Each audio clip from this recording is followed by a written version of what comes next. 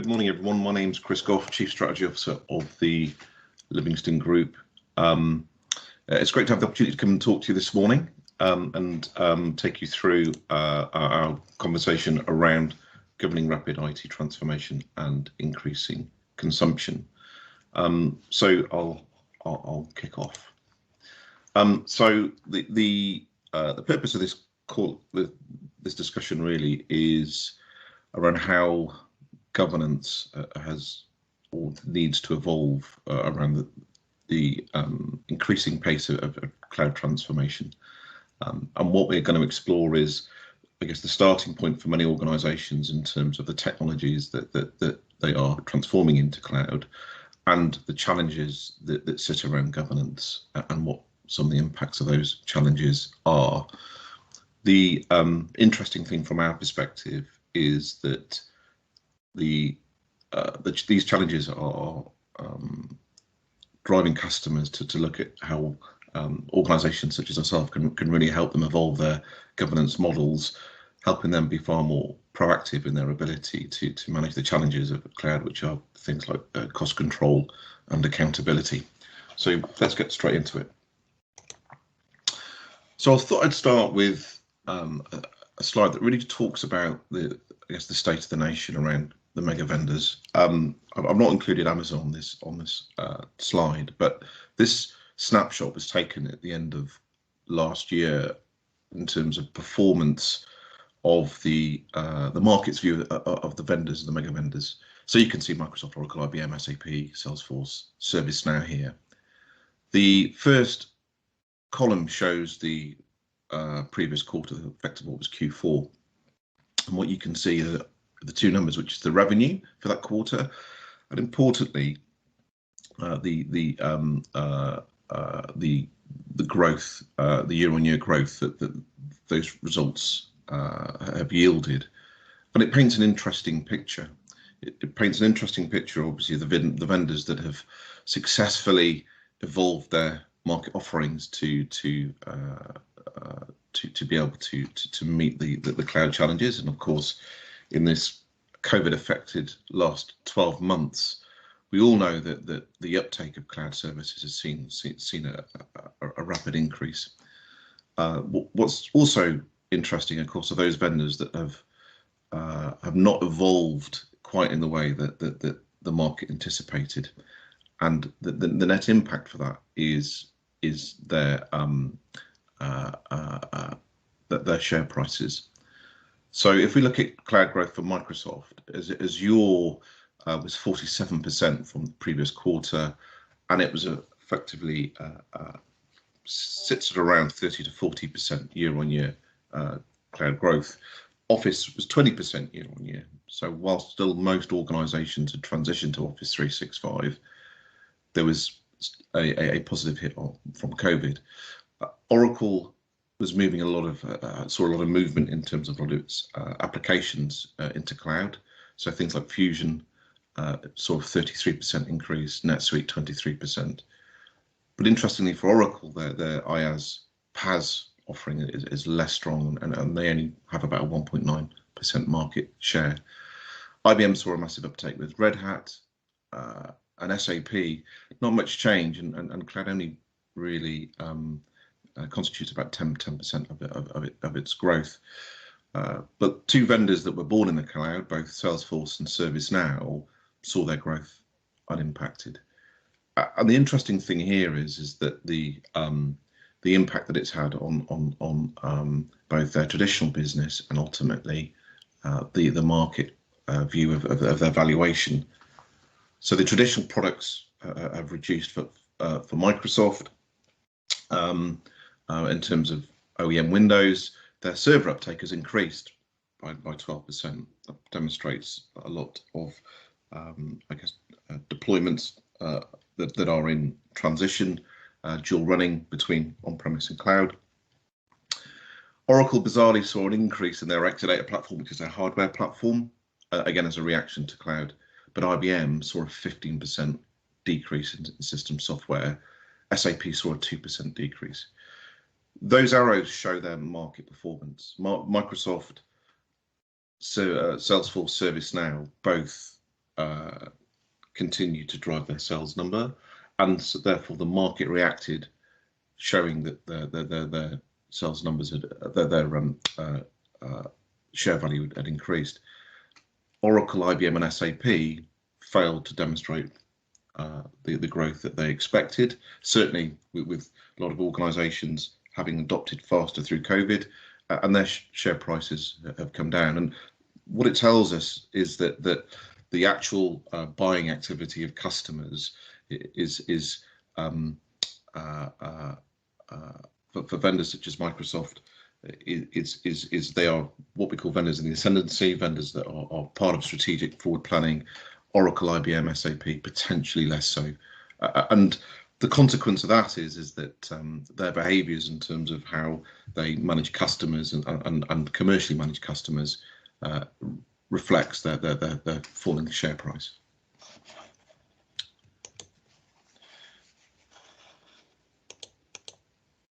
This slide shows the starting point on where people are in terms of their cloud journey. This was taken from a report released by an organisation called the FinOps organisation this year, and what it shows is that where people are on their cloud journey is very, very varied. The top left bubble you can see is those organisations who responded to this survey said that they were about 23%. 23% of them were now on a public cloud first strategy, but they still maintained on-prem traditional data center usage. And as we go around those bubbles, we can see slight variations on that. So the next one across is public cloud first, but still hybrid with on-prem private cloud. We've got here that show that they've got the 15% were born in the cloud, about 50% of their consumption, which is never in the data center. 17% was still predominantly data center focused in terms of their cloud strategy. So what it shows is that the direction that people are coming from and where they're going to is not necessarily the same. And the challenge here is that from a governance perspective, a one-size-fits-all governance strategy doesn't necessarily meet those different starting requirements.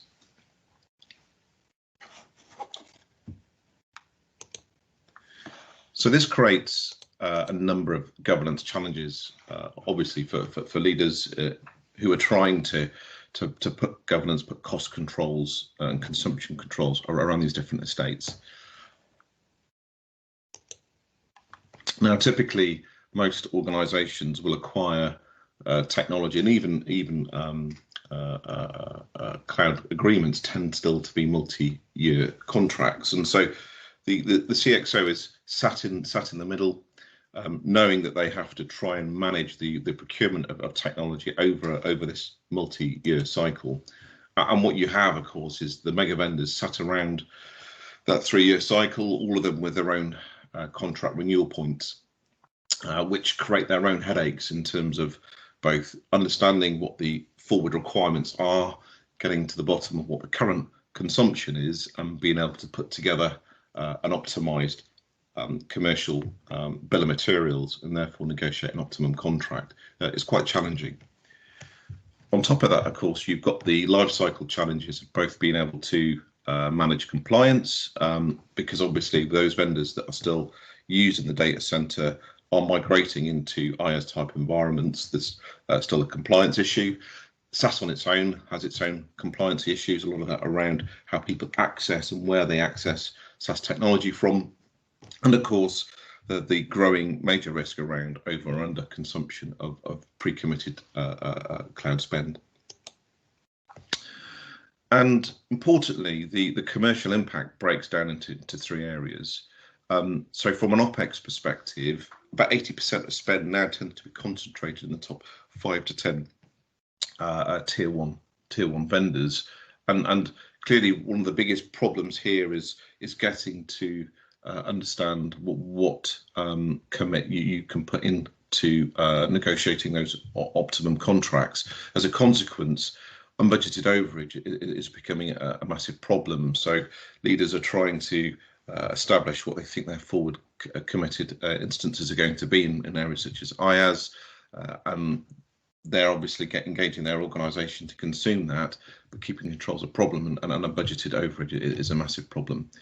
And on top of that, there's also still this other stuff that's going around. And one thing that, again, the COVID situation exacerbated was that a lot of people who were budget holders or were empowered to spend their own money we're making a lot of purchases around tier 2, tier 3 vendors. A lot of the tier 3 stuff being perhaps small line of business, very specific functional services, and so a lot of tier 2, tier 3 spend went on, which is largely hidden, but importantly has an OPEX impact. From a CAPEX perspective, compliance was still and is still a major problem, and with some vendors has grown exponentially. And that relates back to the problems of revenue and trying to move customers into that cloud journey. So a lot of vendors are still using the commercial stick and carrot of audits to get customers to, or compromise customers into committing to cloud agreements. A lot of CapEx stuff again is transactional, and again a lot of tier 2, tier 3 spend is managed from a CapEx perspective. And the last bit, really, the challenge is variable spend.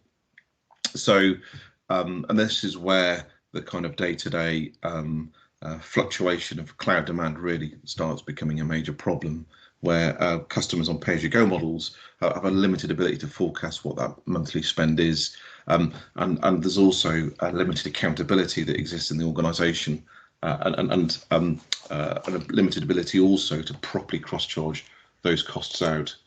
And of course the consequence there is that there's still a major issue of leaders still really feeling that they're not in control of spending budgets, that internally, reputationally, it's not a great look. Their reputation's at risk.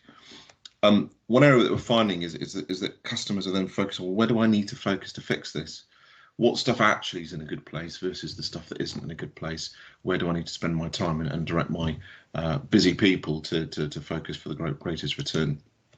And lastly, how can I hold anyone accountable? So, of course, these big contracts are being negotiated centrally. A lot of people are consuming pre-commits or cloud consumption off these big contracts, but the ability, as we've discussed, to cross-charge and also hold people accountable for what they're consuming is still very difficult. So traditional IT asset management has made I guess a lot of forward gains in terms of its evolution to support people in cloud, and in terms of where it's focused in terms of the greatest areas, the three core areas are around overconsumption and compliance, the inefficient usage of assets, and also dealing with demand change and transformation. And this is obviously all about trying to take these three areas and mitigate those in terms of their overall impact. And where ITAM is governance has been focused, therefore, is control aspects of usage and risk visibility, the management life cycle of assets itself, and rationalised consumption. And ITAM is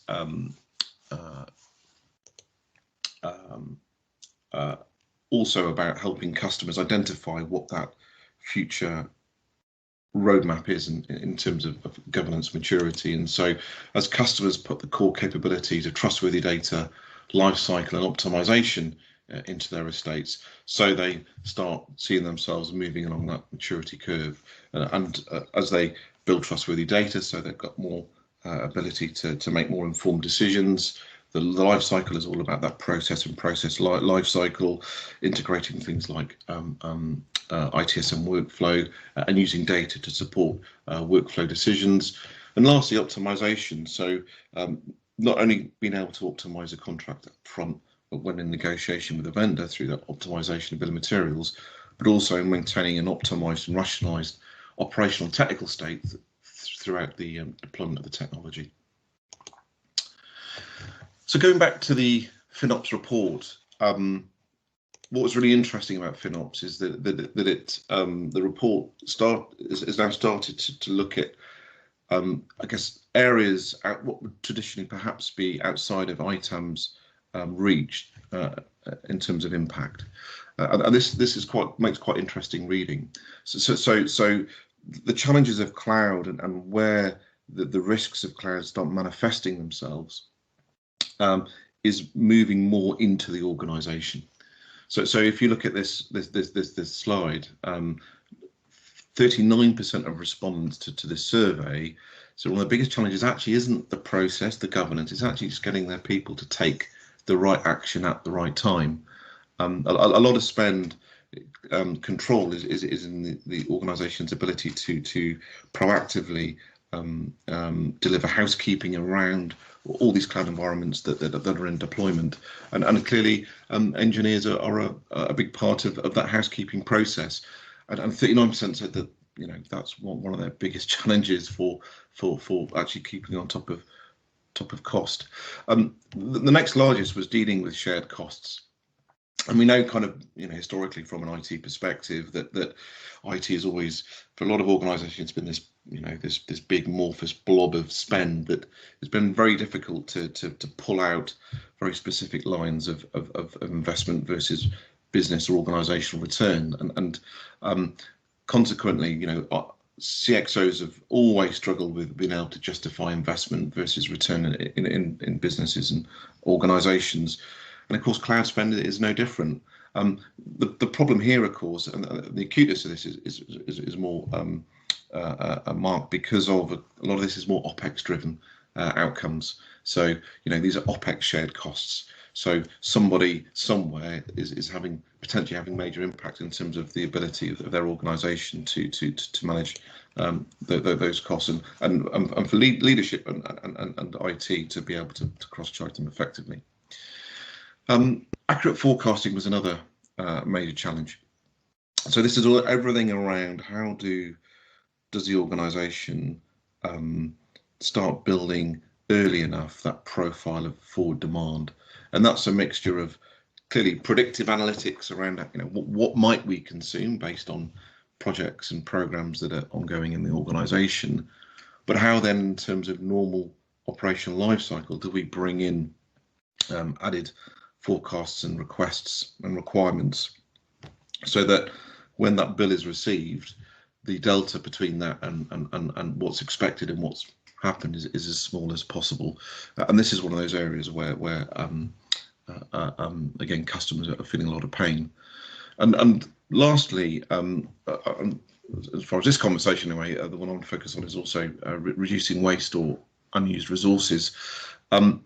So this is really, how do organisations make better use of their assets and not commit to spend decisions where the assumption is overridden the reality. A lot of work that we find when we're working with customers in this area is getting to the bottom of what the business says it needs versus what that translates to in terms of technical demand, and again that's a major problem. Now, related to the shared costs and probably more nuanced are things such as full allocation of costs and aligning finance and tech teams, driving accountability overall. Container costs are an interesting one, clearly, where a lot more customers are building stuff born in the cloud. Containerization is one of those platforms that clearly are where a lot of this technology sits, and governance for containers generically is weak, and it's one area that the industry's putting a lot of focus into. And then there's other aspects and the non-IaaS costs like SaaS, stuff that is less centrally managed and more demand driven by productivity requirements, and therefore less controllable on a week-to-week or month-to-month basis. So what does that mean in our world of putting governance across hybrid cloud?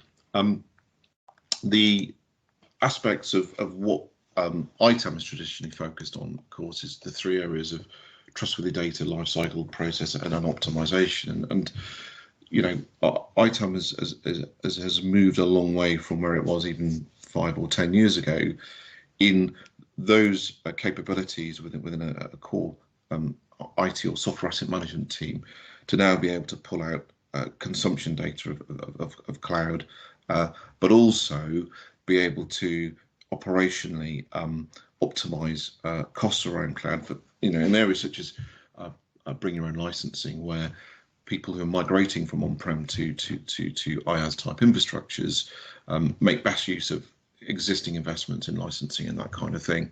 So our IT asset management has evolved significantly, and the technology's evolved, the processes, and from a raw consumption perspective, the data and the capabilities of ITAM are far more evolved than they were.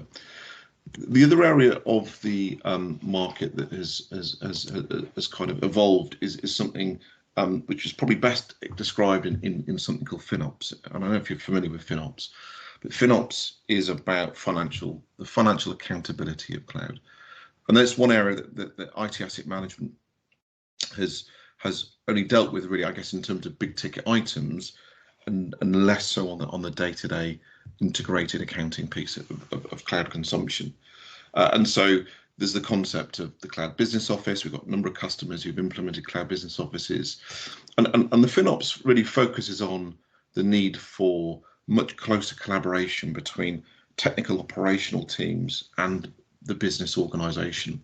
So where cloud is being used as the core transformation platform for delivering new business applications, of course the challenge with any OpEx type solution is how do we measure and ensure that whatever's been invested in cloud, there's a direct relational business or organizational benefit to that investment, and so that collaboration is all about driving things like business value and business value in decision making, accountability, ownership, improving reporting, centralizing expertise, and being able to exploit agile cost models where you might want to move dynamically from committed spend for cloud with certain vendors into kind of a pay-as-you-go type model, that kind of thing. So FinOps focuses on that side of the equation, the organizational interface, the corralling of an alignment of business and technical delivery, and it's had, in some organizations, massive success, and others they've yet to really, either they're not aware of FinOps or they've yet to understand how under the CIO or the office of the CIO the FinOps capabilities can really be harnessed. What we're seeing as an organization is that actually where we're being asked to support is somewhere in the middle, and what this looks like is it's kind of a hybrid situation. It's a hybrid model for a hybrid environment. So the 6 areas that we are being asked to focus on are around bridging that the interface of business need to technology and commercial solution. So it's things like helping optimize the contracts around cloud, mitigating those vendors that are still auditing, optimizing the variable spend, managing demand, maximizing life cycle, and of course making costs accountable.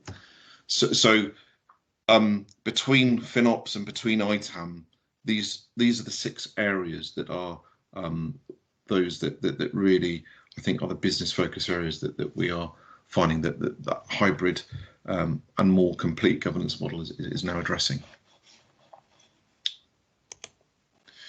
And just a little bit more on that. So optimizing contracts in where we're getting involved now is around optimizing that bill of materials, and then importantly, there's a lot of work that we find that customers are asking us to get involved with as a third party to help their technical operational teams better rationalize what is required at a need perspective through to an optimized bill of materials, and that is something that I think commercially we've seen one of the biggest changes in terms of how customers engage us to help them.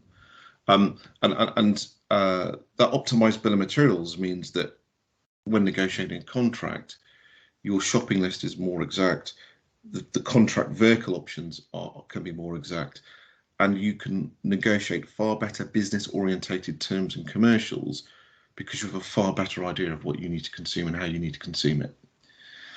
Alongside contracts, we have to take audit risk out of it. So, as I said, those vendors that haven't seen their market capitalization increase in their share price are still auditing and still auditing a lot. So audit focus for some of those vendors has never been as much as it is now. We've seen increases quite significantly in audit activity, and of course new players to that audit activity as well. So with a lot of vendors dropping a lot of legacy products to other to kind of divesting them out to other entities while they focus more on a core set of cloud orientated products and services. So those acquirers of those legacy products are using audit also to try and maintain revenue.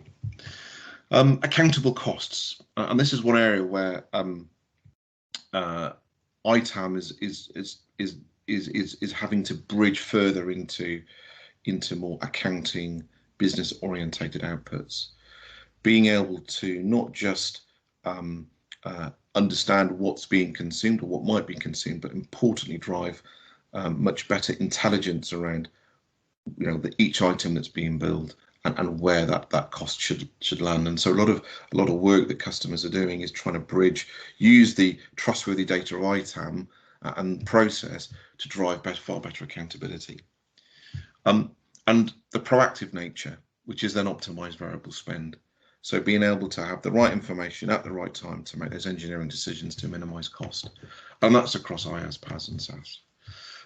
Life cycle, bring your own licensing and using traditional contracts in the cloud is still a challenge.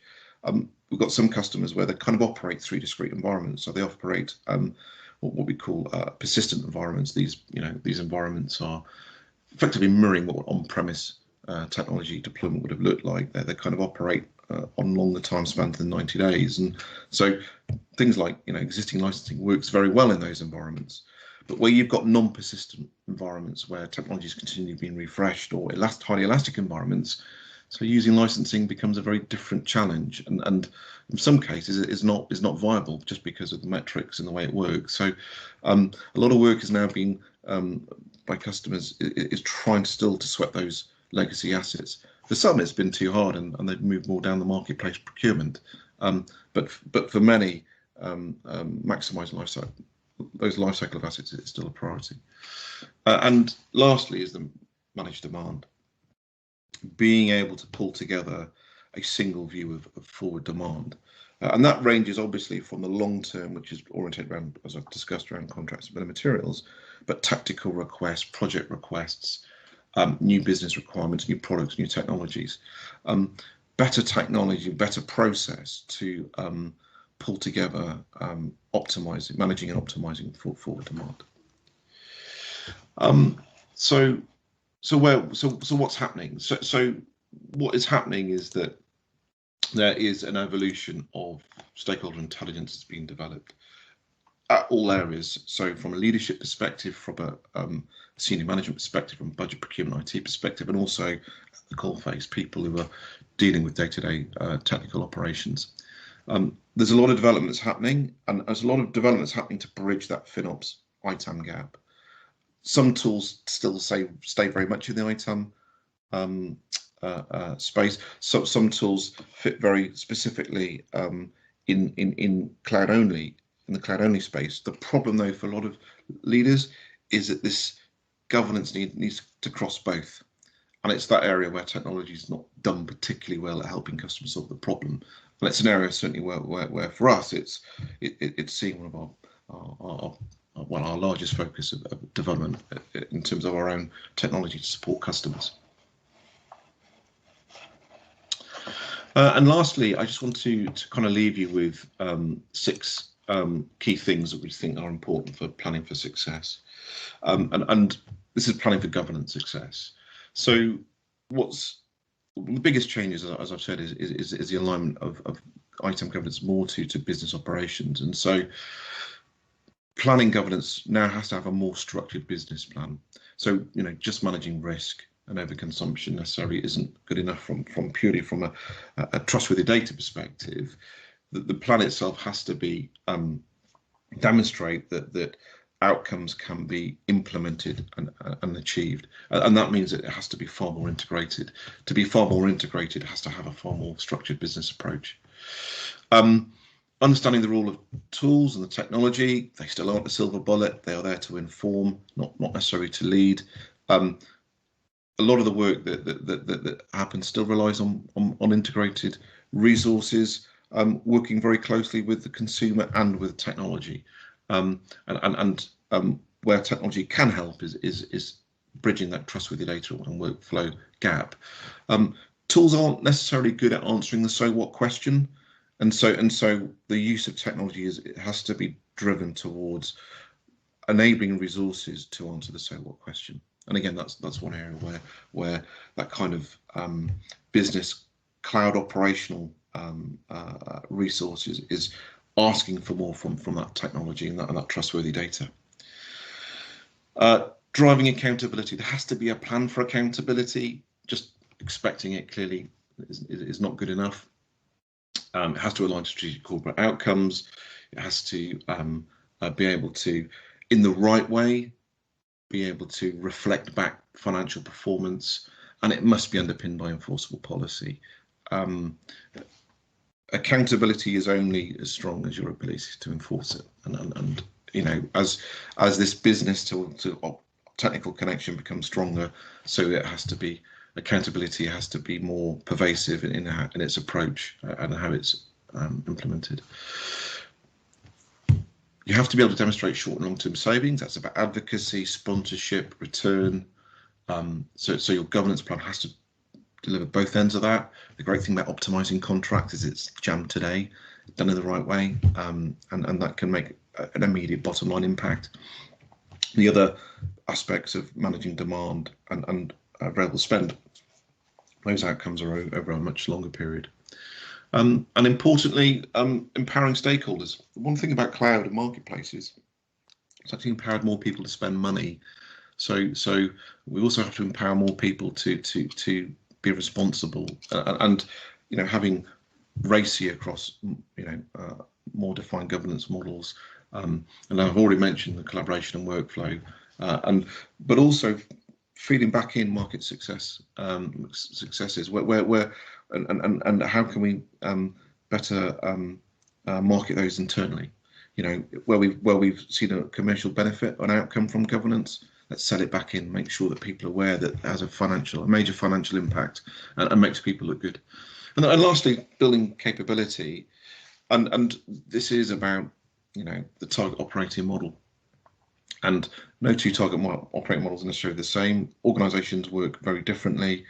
Large enterprises work very differently from small enterprises. It has to be fit for purpose, and has to be, one ideology of what good looks like may not fit two organisations well. So having a design, Tom, is very important.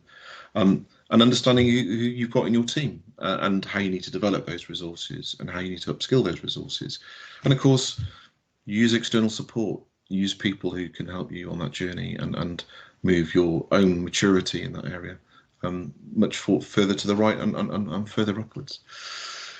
So thank you for your time this morning. That was really appreciated being able to have this conversation with you. So who are Livingstone? So we help customers really put this extended governance. We're heavily working with BT, have been now for a couple of years, and we're all about trying to help customers get to good in terms of governance and what good looks like. And our core of our solutions are delivering trustworthy data, lifecycle, and optimization. So at that, I will hand this one back to you, Jim. Thank you very much for your time today.